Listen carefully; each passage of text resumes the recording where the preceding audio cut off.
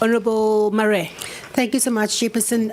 I just want to say I saw this morning that they're having the Department of Home Affairs and Sasa and Department of Health working together to register the babies. That was one of my proposals the last time when Sasa was here, because the person from Sasa office in Botshabelo, because Botshabelo is very vast, and they were saying they got halls and they got clinics, they can use those facilities, but they're having a problem because Sasa's not coming to the party. So it's very glad to see that Sasa came to the party. And I also would like to say gratitude for the slides that we have seen this morning. And I also want to say, they always say you must give praises when praises are due. Yeah? I want to say thank you to the CEO. I can write to her every time of the night or the day, and she will respond to me immediately. So I just feel having a communication to her, my things are coming through. I receive and I send it to her from a mother that was struggling for a year to get money for a newborn baby. And the newborn baby's money was taken by someone else, a baby's money.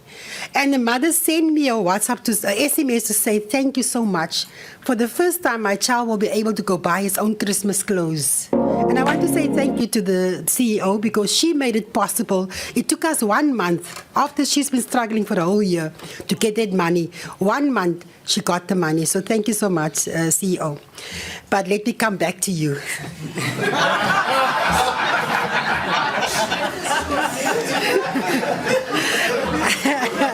Just like that.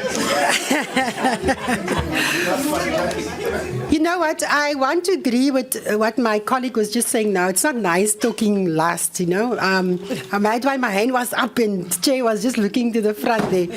Because I wanted to ask these questions, and I know it is going to be a repeat now, but I need to clear my mind also. Is that I have a problem when you look at the Aegis report and it says Sasa employees receive grant. And if you look at the biggest culprits, it's Eastern Cape and KZN, 17% and 19%. But the worst one is the grants payments to directors on CIPC. KZN, 26%, Eastern Cape 17%. And then you look at the grant payment to deceased beneficiaries. KZN and Eastern Cape again, the highest, 22%, 20%. And then the Postbank, from the place where I'm coming from, the Free State, 54.6%. The Postbank employers are receiving grants.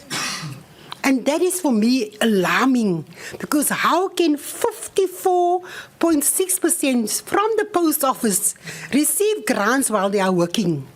And that is a concern for me. This thing we need to discuss, and we need to come up with recommendations. How are we going to curb this thing? Because these monies are meant for the poorest of the poor.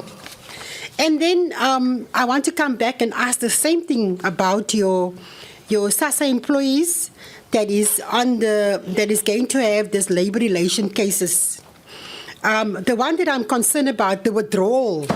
Out of the 8 current ones, 29 was withdrawal.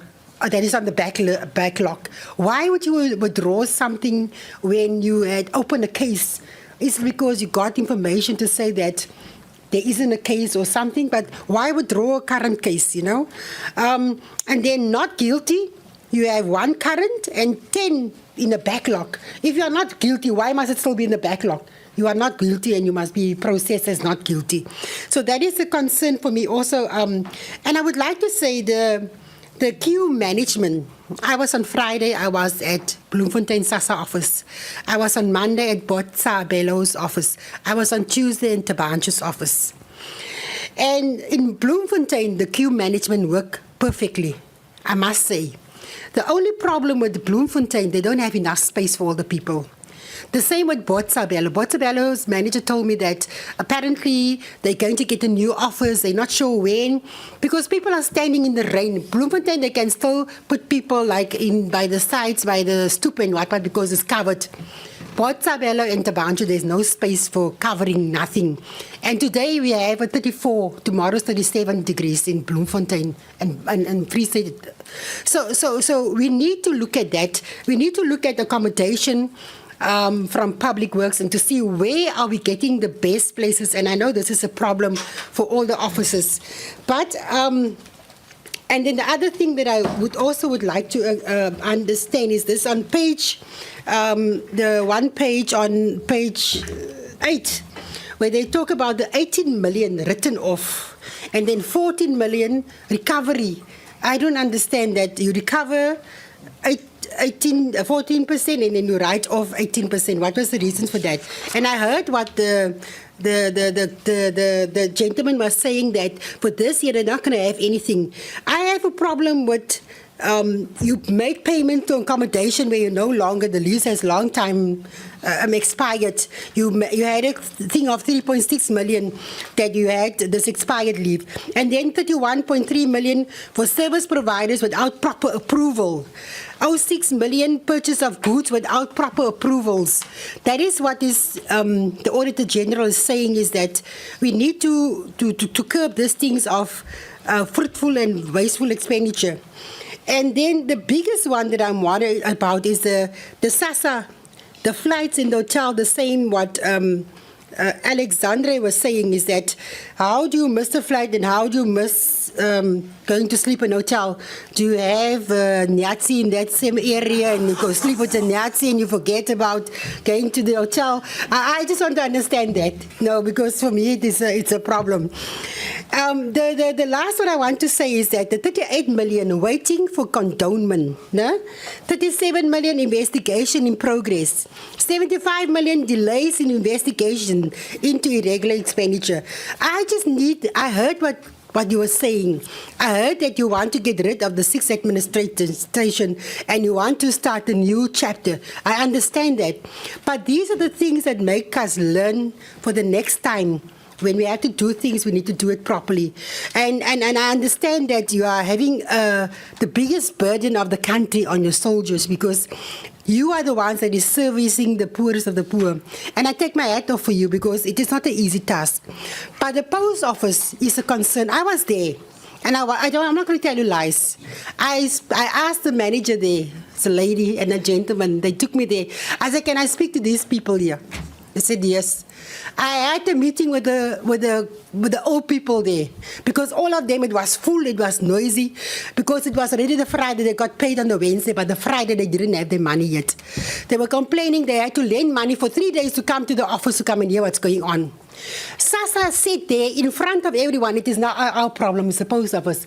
It is not just the post office problem, it's still Sasa's problem, because Sasa is the provider and Sasa must give answers. So I asked him, can I speak to the people? I spoke to the people, I said, look here, can I give you advice? Open a bank account. I'm sorry if I did that. Open a bank account, because December, you're going to have the same problem, because you are transferring from the one card to the other card. It's going to be an issue, because the one is now busy in Mpumalanga with a trial period or whatever the case may be. So we're going to have the same problem like we had the previous year when it was December. People had to change cards from the gold. That is why they are still using the gold cards now, because they couldn't phase out the gold cards and people didn't get money. So I had a meeting with the old people. And some was very stubborn to say, but you know, the Postbank is coming a long way. We're using the Sasa card and what. I said, guys, December, it is Christmas. You're going to struggle again. I'm not telling you which bank you must use. Use any bank you want to.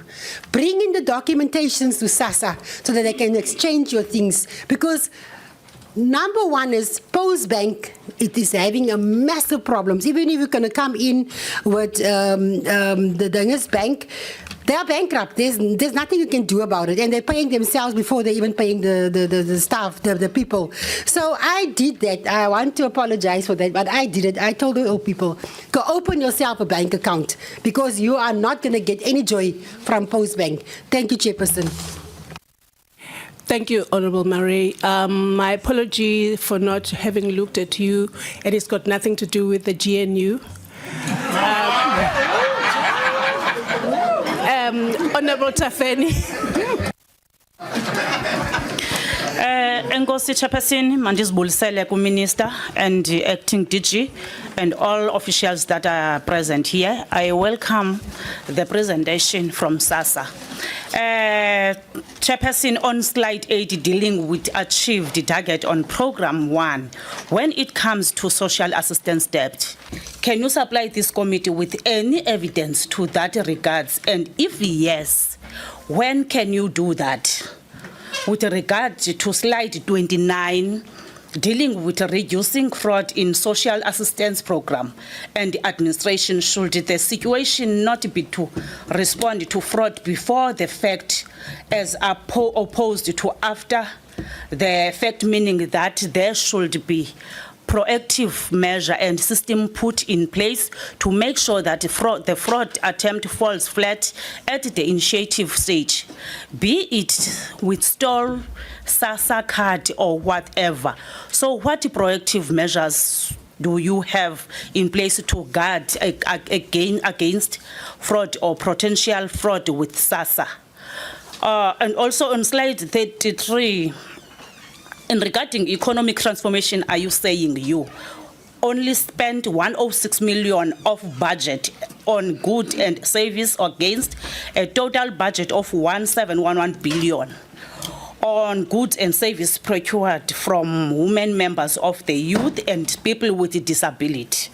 Now we know that there is a high unemployment rate that affects a lot of youth in this country. So I would like to know which are these goods and services which were procured by members of our youth in South Africa, because the money paid for procurement is way too little when measures against the actual budget. So maybe our youth should be made aware of the goods and services which are needed by the agents to that they can solve into the procurement space and make a living for themselves. In AG, on slide 46, can we be finished with these legal opinions that told the agent it cannot win against its own officials who had made the agents to incur irregular expenditure? It sounds like they are untouchable, so we would like to see all these legal opinions and their sources, that is the law firm which conducted them. And I have this feeling that instead of complying with the recommendations of the AGSA, the agents will rather challenge them without or with legal basis. So over the past 2 financial years, on average, how often have you complied with the AGSA recommendations and implementation them? I thank you, Chairperson.